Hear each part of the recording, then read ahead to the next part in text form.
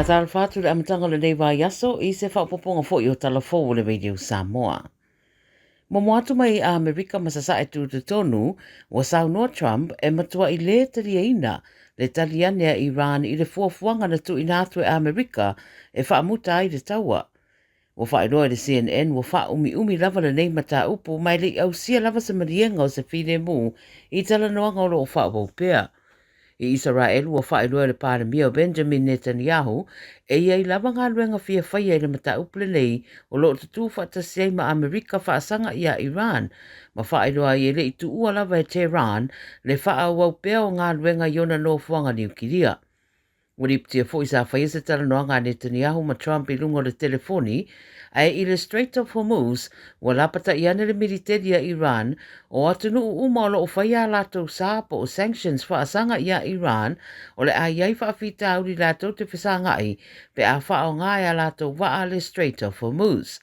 Ua maua fo isi di pote fo ringa e I ulawa ina wha le tonu fo ina marianga I le vau Israelu la ua ma le panona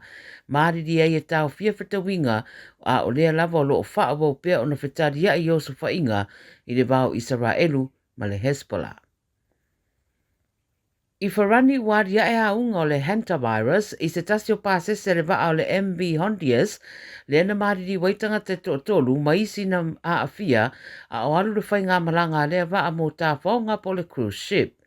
O le pāsese le ana ngā ese ma le vaa I wharani ma wa wha maoni ane e le pānamia le BBC o lo wā afia le tangata to atasi I aunga o le hantavirus. O le pāsese o se tangata anu o wharani, ma o le toa lima umo I lātou nā ngai ese mai marewaa, na whaanofo e sea uma se ia tāria so e suenga po o a whia.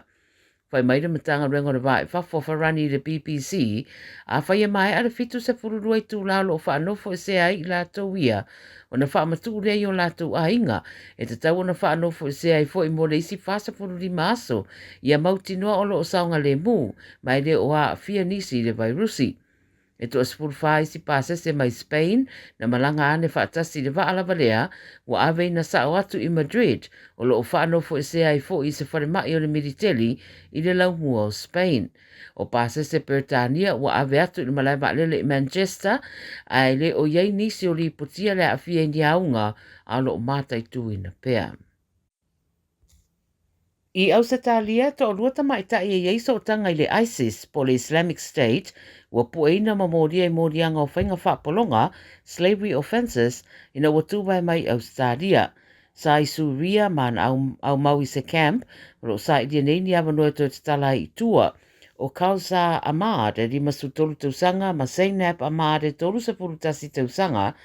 whaaleolo la tāro sanga I le sori whamsinonga I merepone e fia tatala I tua mai de vai ngā leo. O mōria uma I la ua I mōrianga whita ua ina o mata upu na tutupu I Suria. Au leis fwita mai tai o le au malanga lava lea mai Suria e tolu se fururua tausanga o Janai Safar na pue ina I sini ma mōria I mōrianga o le avea masui o se whaalaputonga whaatupu whaalave lave. O lo te ena fo I le tatala I tua e toi wala au li whamsinonga I le māsino I ulai. I New Zealand, o le whaipule o le tītai tokerau o Maria Mino Kapakingi, wa ia fola se isi pāti fo wa whaingoa I lona I tū mālo.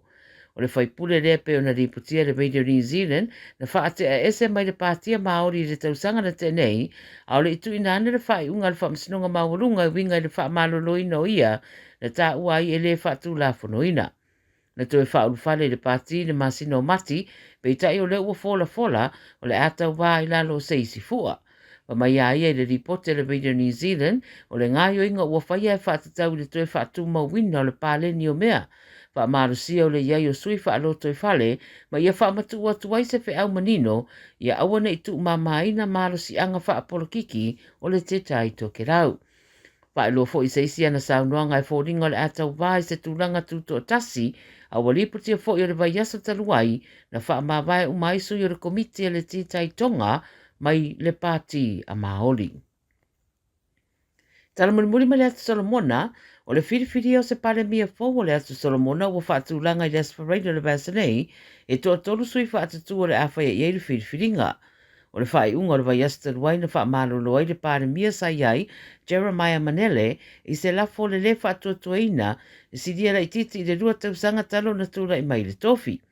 O le tōtoro lau le awhai ai le whiriwhiringa, e au fiai Peter Chanel Angovaka, le asa avema minister wa i whafo i lalo le whainga māloa Manele, o Manase Maelanga, ma Matthew Whale, lea o lo ave nei mataitai o le tuangai, a le atu Solomona. Tala nā Radio Samoa mo le amatanga fo in le vai aso, manuia ngā ruenga le awhenga iai.